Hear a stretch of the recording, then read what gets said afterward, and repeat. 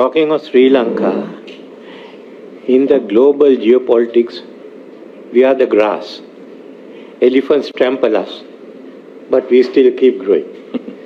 So I thought I would share my experience. When you asked me of navigating in the thickening fog, I was reminded of what Napoleon said. Even amidst the thick fog of war, you should be able to identify the terrain. If you know the terrain, then you can determine your strategy and your tactics. What is the terrain? We are amidst the unmaking of the global order.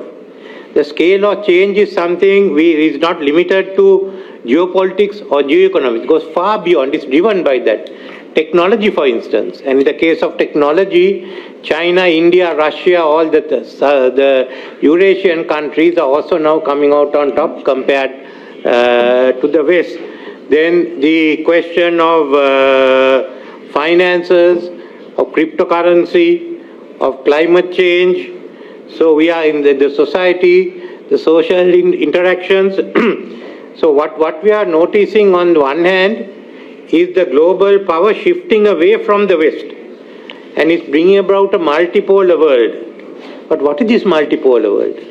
On one hand, we can see the emergence of Asia, Africa, Russia, what you call Eurasia with Latin America, Eurasia Plus, with an organization, the BRICS Plus, and how that is going to develop. But there are also alternative power structures to the state which has come up.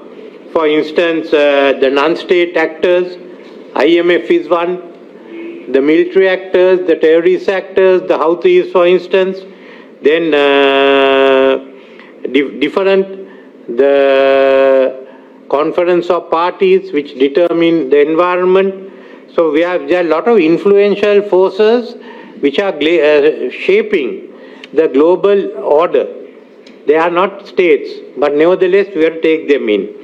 And it was Henry Kissinger who said it's a time for a new concept of a global order.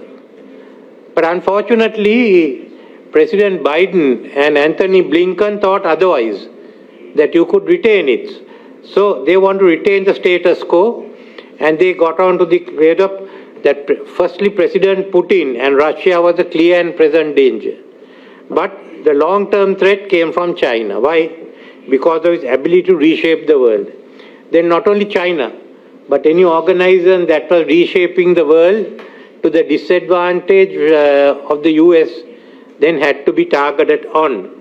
And what they have done, therefore, is to create a division in the world. They have now ceased to be in power, but we have to live with the consequences.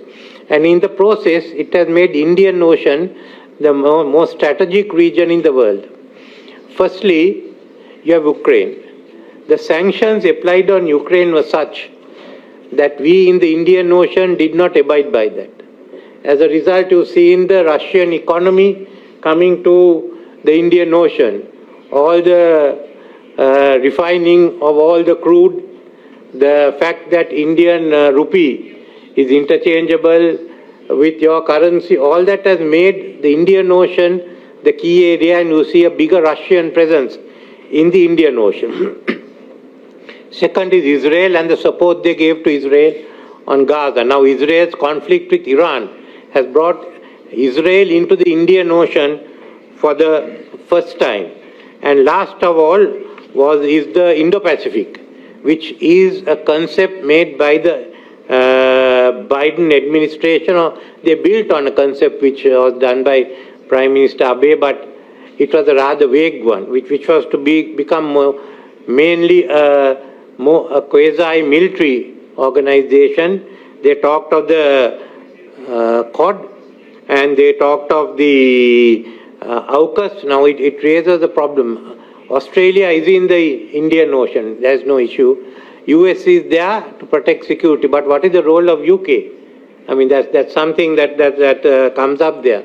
So we go by the Bandung communique and the flow of it to the non-aligned movement onwards, and what's called the Dasasil, or the 10 precepts that was sent out by the Bandung communique. On this is because we feel that Indo-Pacific originally had no boundary as to where it ended in the Indian Ocean. All of a sudden it became another definition, and we felt that Indo-Pacific, instead of coordinating, was one which was designed to meet with the question of the Taiwan crisis, to which the Indian Ocean had no wish to get involved in, because we had to accept Taiwan as a part of China. So in the first instance, India said they are not treating the Quad as a military alliance. Secondly, we had the Jakarta Concord of 2017, which asked for the Indian Ocean as a zone of peace and the freedom of navigation in the Indian Ocean. Then we've taken on the ASEAN outlook on the Indo-Pacific, where we do not treat this as a contiguous territorial space. And we have the IRA outlook, which is to use the Indian Ocean for peaceful purposes, and a commitment to the freedom of navigation, overflights, and undersea cables. Then a recognition among many of us as India as the net security provider, and we treat China as a key trading partner and Japan both having an interest in the Indian Ocean for trade. And the US role, which was in 77 at that time, I happened to be the Deputy Minister of Foreign Affairs, we recognize as ensuring security of the sea routes, not for interrupting it. So wherever the Indo-Pacific was one of interrupting, we did not give support. But when US took part in ensuring the freedom of navigation like Operation Prosperity Guardian, Sri Lanka was the only Asian Navy to send a ship in. So we've drawn a distinction between the dual roles of the US. But now we have the BRICS. BRICS are firmly in place, and the development of the world order has to take recognition of the functioning of the BRICS, and of course the new order that has come into place. BRICS have also brought in the